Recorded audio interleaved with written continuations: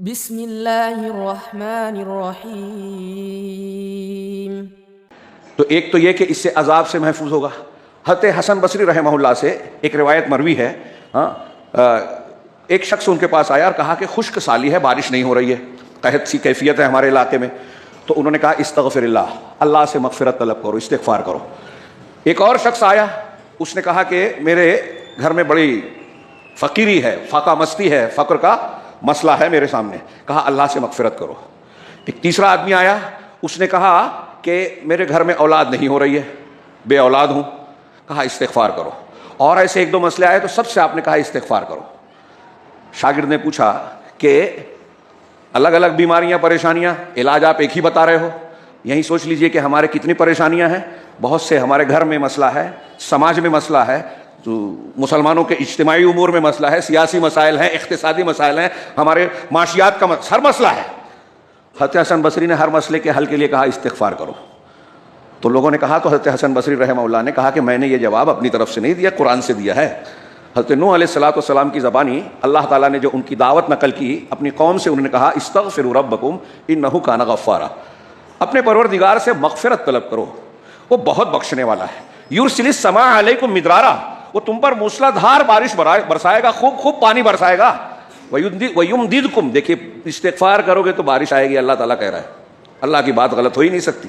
وَيُمْدِدْكُمْ بِأَمْوَالٍ وَبَنِينَ، اور تمہاری مدد کرے گا، کیسے؟ مال سے اور اولاد سے۔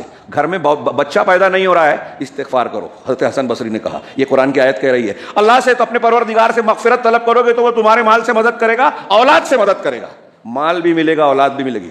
وَيُمْدِدْكُمْ بِأَمْوَالٍ وَبَنِينَ وَيَجْعَلْ لَكُمْ جَنَّاتٍ وَيَجْعَلْ لَكُمْ أَنْهَارًا، تمہارے لیے باغات اور نہریں جاری کر دے گا، ہماری زبان میں کہہ لیے تم کو کارخانے دے دے گا۔ باغات اس وقت کی نعمت تھی، ذریعہ آمدنی تھا، ایک بہت بڑی جائیداد پراپرٹی تھی۔ تو اللہ رب العالمین کہہ رہا ہے کہ باغات دے گا اور نہریں جاری کر دے گا، کیسے؟ استغفار کرو گے۔ استغفار کے اتنے یہ دنیاوی فائدے ہیں، دنیا کے فائدے ہیں۔ اس کا دوسرا مطلب یہ ہوا، الٹا معنی مفہوم اور دوسری بہت سی دلیلوں سے بھی واضح ہے کہ اگر ہم استغفار نہیں کرتے، گناہ پر گناہ کیے جاتے ہیں، توبہ نہیں کرتے، شرمندہ نہیں ہوتے، رب العالمین سے ڈرتے نہیں ہیں، تو مصیبتیں ہمارا گھر دیکھیں گی، عذاب آئے گا، اللہ تعالیٰ کے تازیانے برسیں گے۔ وہ بڑی سپر پاور اور بڑی بڑی طاقتیں تو چھوڑیے، چھوٹی چھوٹی طاقتیں ہمیں نقصان پہنچائے گی۔ کوئی بھی ہمیں نقصان پہنچا سکتا ہے، اللہ رب العالمین کی حفاظت اور رحمت نہیں ملے گی اگر ہم گناہوں میں آگے بڑھ جائیں۔ ہم مسلمانوں کی سب سے بڑی مصیبت ان کے گناہ ہی ہے، اور گناہ میں سر فہرست شرک ہے، عقیدے کی خرابی ہے، کفر ہے، دین کے سلسلے میں شک شبہ، پھر غلط منہج اور بدعت ہے، پھر اس کے بعد کبائر اور دوسرے سارے۔ کون سا گناہ آج مسلمانوں میں نہیں ہے کثرت کے ساتھ؟ اور اگر ہم یہ کہیں کہ مسلمانوں کی مصیبت کی اصل وجہ یہی گناہ ہیں، آپ کتنی بھی تدبیر ان چیزوں کو چھوڑ کر کرتے رہے، دنیاوی اعتبار سے کارگر نہیں ہوگی، یہ طے بات ہے۔ ایک مومن کا ایمان ہونا چاہیے، اور یہ بھی یقین ہونا چاہیے کہ اگر سچے دل سے توبہ استغفار ہم کریں، اپنی اصلاح کریں، تو اللہ کی رحمت آ کے رہے گی، اللہ حفاظت کرے گا، اللہ عذاب سے بچائے گا۔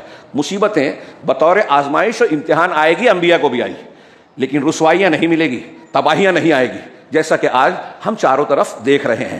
استغفار کی اہمیت کا اندازہ آپ اس سے بھی لگائیے کہ انبیاء کرام علیہم الصلاۃ والسلام کتنا، کیا سب سے اونچا مرتبہ، تمام انبیاء، لیکن آپ قرآن میں جن انبیاء کا ذکر ہے، حدیثوں میں ذکر ہے، اور ان کی دعاؤں کا ذکر ہے، آپ ضرور پائیں گے شاید ایک بھی نبی نہیں ملے گا جس کی دعا میں توبہ اور استغفار کا تذکرہ نہیں ہے، حالانکہ وہ بخشائے ہیں تمام انبیاء۔ ربنا ظلمنا، حضرت آدم علیہ الصلوۃ والسلام کی دعا مشہور ہے، ربنا ظلمنا انفسنا وان لم تغفر لنا وترحمنا، دیکھیے استغفار ہے۔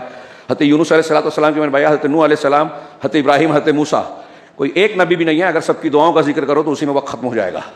نبی کریم صلی اللہ علیہ وسلم، آپ کا تو معاملہ دیکھیے، مسلسل استغفار کرتے تھے۔ ایک مومن بندے کے لیے، ہمارے آپ کے لیے یہی کافی ہے کہ وہ نبی، وہ پیغمبر جن کے اگلے پچھلے کچھ گناہ ہی نہیں ہیں، بخشائے ہیں۔ حضرت عائشہ صدیقہ نے کہا بھی، صحیح ہے ان کی روایت میں، کہ جب آپ قیام کرتے رات میں تو آپ کے پیر سوج جاتے۔ میں نے کہا کہ آپ کی شخصیت تو ایسی ہے کہ اگلے پچھلے گناہ سارے معاف ہیں، گناہ ہے ہی نہیں۔ ہاں، انبیاء کے اعتبار سے اگر کوئی غلطی ہوتی تو فوراً ٹھیک ٹھاک وہ معصوم ہے، تو آپ کا تو کوئی گناہ ہی نہیں ہے، سارے کے سارے بخشائے ہیں، پھر آپ اتنی محنت کیوں کرتے ہیں عبادت میں؟ تو اللہ کے رسول صلی اللہ علیہ وسلم نے کہا افلا اکون عبدا شکورا، کیا میں شکر گزار بندہ نہ ہو جاؤں؟ اور آپ کا یہ معمول تھا کہ آپ کہتے تھے لوگوں توبہ، اللہ سے توبہ کرو، لوگوں اللہ سے توبہ کرو، میں ایک دن میں 100 مرتبہ توبہ کرتا ہوں، گناہ نہیں ہے پھر بھی توبہ کر رہے ہیں. کیوں؟ اگر گناہ ختم ہو گیا، آپ توبہ استغفار کریں تو درجات بلند ہوں گے، نعمتیں ملے گی، ثواب ملے گا. اللہ کے نبی صلی اللہ علیہ وسلم کے تعلق سے صحابہ کہتے ہیں، حضرت ابن عمر کہتے ہیں کہ ہم لوگ ایک ایک مجلس میں اللہ کے رسول صلی اللہ علیہ وسلم کے استغفار کے کلمات گنتے تھے تو 100 مرتبہ 70 مرتبہ الگ الگ روایتوں میں ہے آپ کرتے تھے. رب اغفر لی وتب علیہ انک انت التواب الرحیم. ایک مجلس میں آپ 70 مرتبہ، بعض روایتوں میں 100 مرتبہ کہتے تھے رب اغفر لی، پروردگار مجھے بخش دے، وتب علیہ میری توبہ کو قبول فرما، یقیناً تو بہت ہی توبہ کو قبول کرنے والا اور مہربان ہے. ایک مجلس میں آپ کہتے تھے. نبی کریم صلی اللہ علیہ وسلم کے استغفار کے صیغے دیکھیے، قرآن کی دعاؤں میں جو ہیں آپ کی دعاؤں میں استغفار کے مختلف صیغے ہیں. نماز کے آخر میں حضرت ابوبکر صدیق نے کہا صحیحین میں کہ اللہ کے رسول کوئی ایسی دعا بتائیے جو میں نماز کے آخر میں پڑھوں. آپ نے کہا اللہم انی ظلمت نفسی ظلما کثیرا، میں نے اپنے آپ کو اے اللہ ظلم کیا ہے، بہت زیادہ ظلم. ولا یغفر الذنوب الا انت، اور تیرے سوا کوئی گناہ کو بخشتا نہیں ہے. فاغفر لی، لہذا تو بخش دے، تو بڑا بخشنے والا ہے. آگے پڑھیے دعا. یہ ایک دعا. نماز کے فوراً بعد سلام پھیر کے استغفر اللہ کہتے تھے. حج کے بعد، عبادات کے بعد استغفر اللہ کہتے تھے. وضو کے بعد کی دعا میں معافی طلب کرتے تھے. وضو کے وقت کفارہ مجلس میں ہے سبحانک اللہم و بحمدک اشہد ان لا الہ الا انت استغفرک و اتوب الیک. توحید بھی ہے، تسبیح بھی ہے، تسبیح اور حمد بھی ہے، اور استغفار اور توبہ بھی. غور کیجیے آپ کہ یہ اتنے سارے صیغے، اور اللہ کے نبی صلی اللہ علیہ وسلم بخشے بخشائے ہیں، پھر بھی آپ 100 مرتبہ ایک مجلس میں تو استغفار کر رہے ہیں. ہمیں کتنی ضرورت ہے؟